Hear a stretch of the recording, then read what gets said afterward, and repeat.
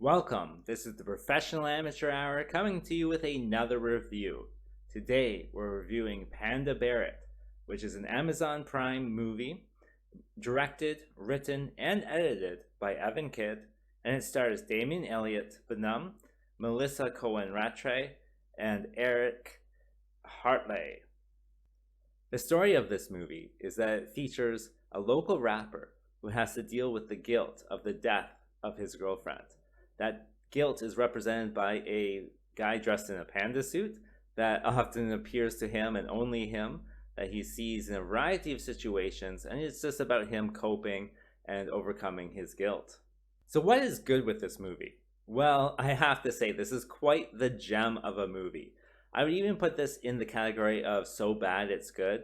There's just so many bad decisions in this movie that I can't explain at all, but it all just works together. Like any so bad it's good movie, there's just so many bad decisions that you really have no idea why this choice was made or why that choice was made, but it's made and they're all work together, so it's definitely that.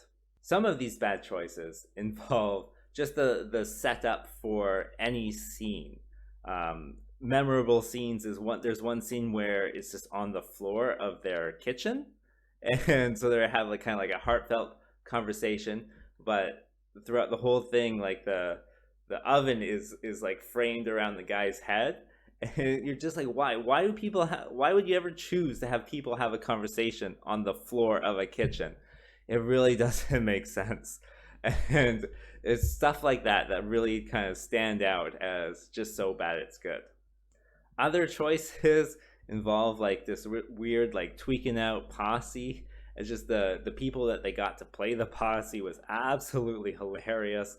I don't know why they chose these people at all, but it works within like with all the other bad decisions.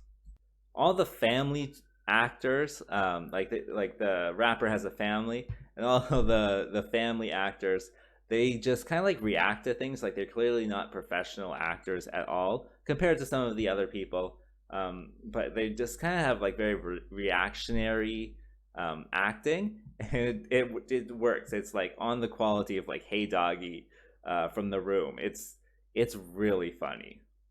I know I just said that there was a lot of bad decisions, but there's also a lot of good decisions in this movie too.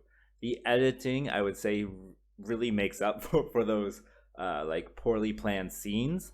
The editing is pretty good. Evan, he wrote it, he directed, and he edited it, which is all the hallmarks of a so bad it's good movie. But yeah, the editing saves it. I would say also the music choice saves it as well. The music is pretty cool as well. But just that combination, just the bad decisions with the good decisions, I really don't I really can't explain it. It's so bad it's good. I love it. It's really good. The setting is also heavily featured in this movie. It's clearly filmed in the suburbs of some city, and not like the suburbs, it's like the sub-suburbs where they have kind of like cow fields around and stuff, and they go to cow fields and they see some tweakers out in the cow fields. And I don't know, it's if I was to like coin a term, I would call this like suburban surrealism.